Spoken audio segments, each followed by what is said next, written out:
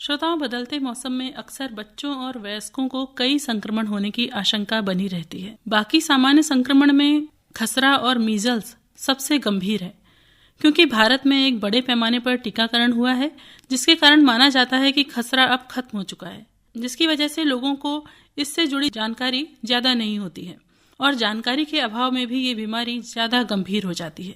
इसीलिए आज आपको खसरा यानी मीजल्स के प्रति जागरूक करने के उद्देश्य से हमने अपने स्टूडियो में आमंत्रित किया है डॉक्टर अंकित जैन को। आप शिशु एवं बाल रोग विशेषज्ञ हैं और मेडिकल कॉलेज सागर में असिस्टेंट प्रोफेसर हैं। डॉक्टर साहब, बहुत बहुत स्वागत है आपका। आकाशवाणी सागर को मैं डॉक्टर अंकित जैन सादर नमस्कार करता हूं। और आज आकाशवाणी पे होना मेरे लिए बहुत ही सौभाग्य का दिन है, क्योंकि अगर मैं अपनी पुरानी स्मृतियों में जाता हूं तो मैं शुरू से ही आकाशवाणी और खासकर आकाशवाणी सागर का श्रोता रहा हूं, और आज वक्ता बन के आना मेरे लिए एक गौरवपूर्ण क्षण है। तो मैं आकाशवाणी सागर और श्रोताओं का हार्दिक अभिनंदन करता हूं। डॉक्टर साहब, जैसे हम बात कर रहे थे, हमारा विषय है खसरा का यानी मीजल्स का, और हम देख भी रहे हैं कि हमारे सागर जिले के कई इलाकों में इसका संक्रमण भी बढ़ा हुआ है। इसलिए हम सबसे पहले तो आपसे यही जानना चाहेंगे कि खसरा का जो संक्रमण है ये कैसे होता है और ये खसरा है क्या? खसरा एक वायरस जनित बीमारी है। जैसे कि आपने कोविड के समय में देखा था, ये एक व्यक्ति से दूसरे व्यक्ति में फैलता है, श्वास से फैलता है। जैसे हम एक बंद कमरे में बैठे हुए हैं और अगर मुझे खसरा है तो मैं सांस ले रहा हूं और इससे जो एरोसॉल जनरेट हो रहे हैं उसमें खसरा के वायरस हैं। अब ये वायरस, आप इस कमरे में आए और आपने श्वास ली तो ये श्वास के द्वारा आपके अंदर गए और फिर इन्होंने बीमारी बनाना चालू की। अच्छा, खसरा चूंकि एक बहुत ही गंभीर रोग है और मैं इसके बारे में बताना चाहूंगा कि यह प्रमुखता से 5 वर्ष से कम आयु के बच्चों में होने वाली एक बड़ी ही घातक बीमारी है। और ये घातक इसलिए है कि अगर ये हम जानने की कोशिश करें कि 5 वर्ष से कम आयु के बच्चों में मृत्यु के क्या प्रमुख कारण हैं, तो खसरा रोग उनमें से एक बड़ा कारण निकल के आता है।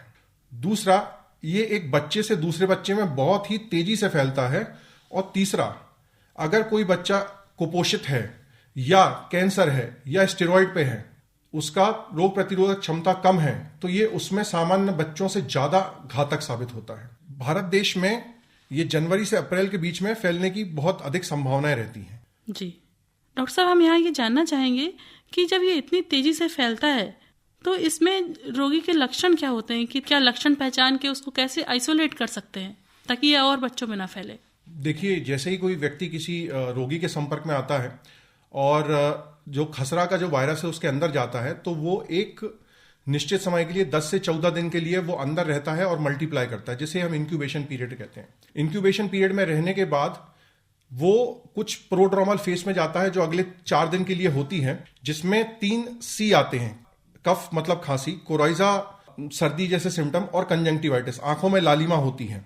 तो उसके बाद फिर बाकी शरीर पे छोटे 0.5 सेंटीमीटर से छोटे छोटे दाने उभरना चालू होते हैं, जो 2 से 3 दिन के अंदर पूरे शरीर में फैल जाते हैं। लालिमा होती है पूरे शरीर में और उसके बाद वो लालिमा कम होना अपने आप स्टार्ट होती है।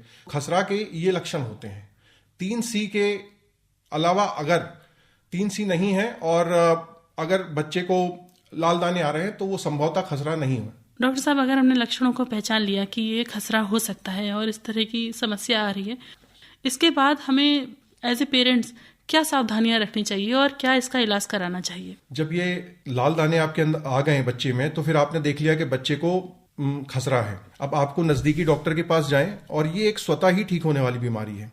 अगर बच्चे को हो भी जाए तो उसके आराम का पूरा ध्यान रखें।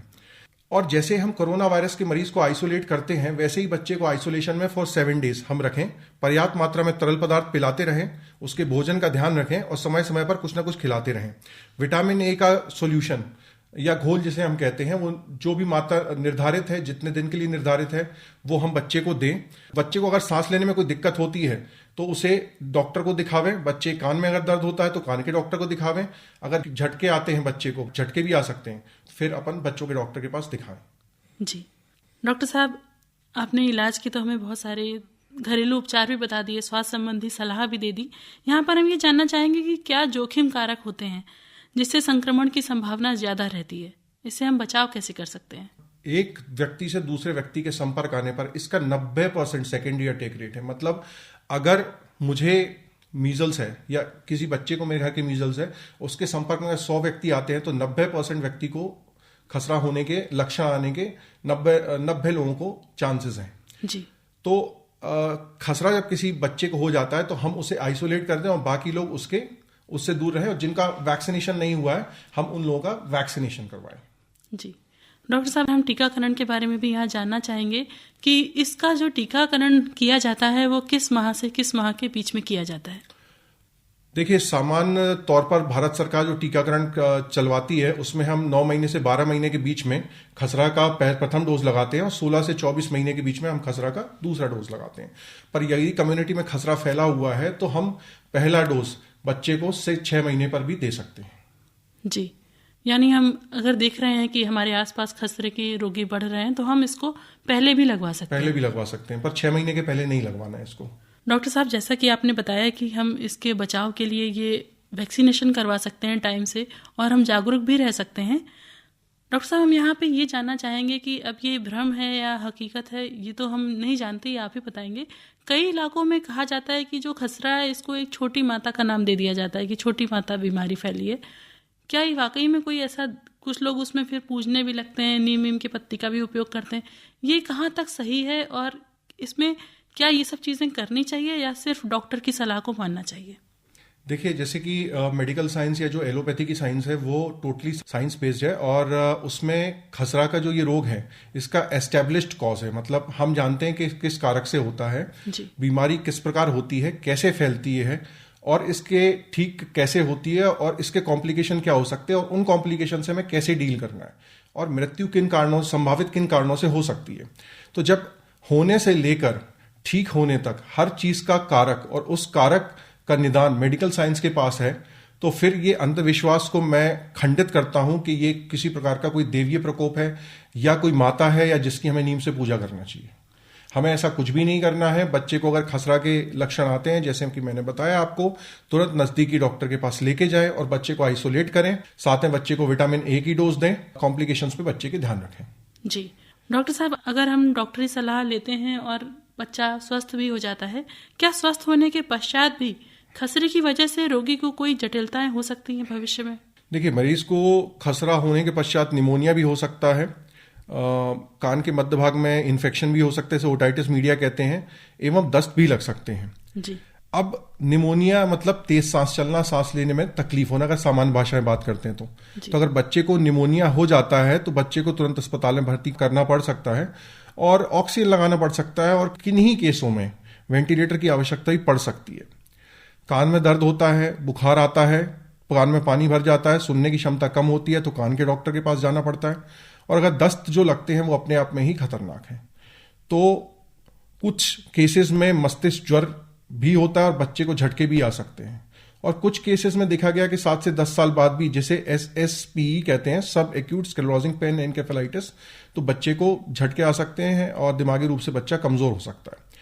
तो खसरा हो, डॉक्टर की सलाह लें, और जो आपको कॉम्प्लिकेशंस बताए गए हैं उन कॉम्प्लिकेशंस को दिमाग में रखते हुए बच्चे को निगरानी में रखें, और जरा सी भी बच्चे को दिक्कत आने पर तत्काल बच्चों के डॉक्टर को ही दिखाएं, किसी प्रकार के अंधविश्वास में और पूजन में समय खराब ना करें। जी, एक बार खसरा बच्चे को हो जाता है तो उसके बाद कई बीमारियों का संक्रमण का और खतरा बना रहता है।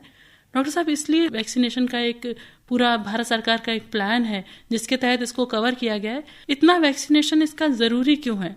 देखिए मैडम, वैक्सीन हम इसलिए देते हैं, इससे पहले जीवाणु या विषाणु हमारे शरीर में आए और हमारे शरीर में हमको रोगी करे, उससे लड़ने की हम क्षमता पहले ही डेवलप कर लें।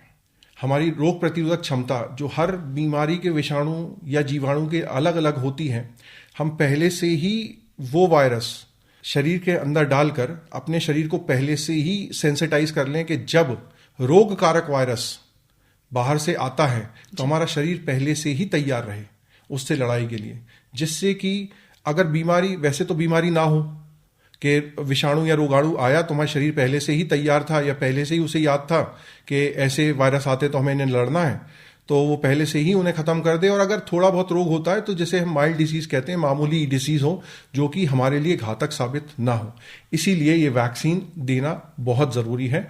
जैसा कि पहले भी कहा है, 9 से 12 महीने और 16 से 24 महीने के बीच में ये वैक्सीन हमें बच्चे को देना है। जी डॉक्टर साहब, आपने बहुत ही महत्वपूर्ण जानकारी हमें दी कि वैक्सीन कैसे काम करती है, और वैक्सीन लगवाना हम सभी के लिए बहुत ज़रूरी है। अपने अपने बच्चों का टीकाकरण अवश्य करवाएं। और डॉक्टर साहब, अब समय हो रहा है हमारे चलने का। चलते चलते हम आपसे बिल्कुल एक छोटा सा सवाल पूछना चाहेंगे कि हमें अपने बच्चों का स्वास्थ्य देखभाल किस प्रकार से करनी चाहिए, और यदि उन्हें खसरा हो भी जाता है तो घरेलू जो हमारे होते हैं, बच्चे को समय समय पर खाना खिलाना, पानी पिलाना, या फिर उन्हें प्रॉपर, आपने बताया, भरपूर आराम देना, इस तरह के कौन से उपाय अपनाने चाहिए? देखिए, बच्चे का सबसे पहले कंफर्ट बहुत जरूरी है। बच्चे को आपने आइसोलेट किया है, बच्चे का कंफर्ट रहना बहुत जरूरी है। कूल एनवायरनमेंट में उसको रखिए। अगर गर्मी का मौसम है तो हाइड्रेशन, मतलब बराबर समय समय पानी पिलाते रहिए। और न्यूट्रिशन, खाना, मैक्रोन्यूट्रिएंट्स, माइक्रोन्यूट्रिएंट्स, कार्बोहाइड्रेट जिसे कहते हैं मैक्रोन्यूट्रिएंट्स है, प्रोटीन और फैट। माइक्रोन्यूट्रिएंट्स में जो मिनरल्स वगैरह होते हैं तो उनका बराबर ध्यान रखिए। एक बैलेंस डाइट बच्चे को दीजिए, साथ में प्यार दुलार देते रहिए। हाँ। और चूंकि ये viral disease, self limiting disease है, कॉम्प्लिकेशंस पे थोड़ा सा नजर रखिएगा। डॉक्टर साहब, आपने बहुत ही अच्छी जानकारी आज हमको दी है, और आप रेडियो के श्रोता भी रहे हैं, और आज हमारे साथ श्रोता के साथ साथ एक बाल रोग विशेषज्ञ के रूप में आप हमसे जुड़े हैं। बहुत ही अच्छा लगा आपसे बातचीत करके। आपका हमारे स्टूडियो में आने के लिए बहुत बहुत धन्यवाद। धन्यवाद मैडम।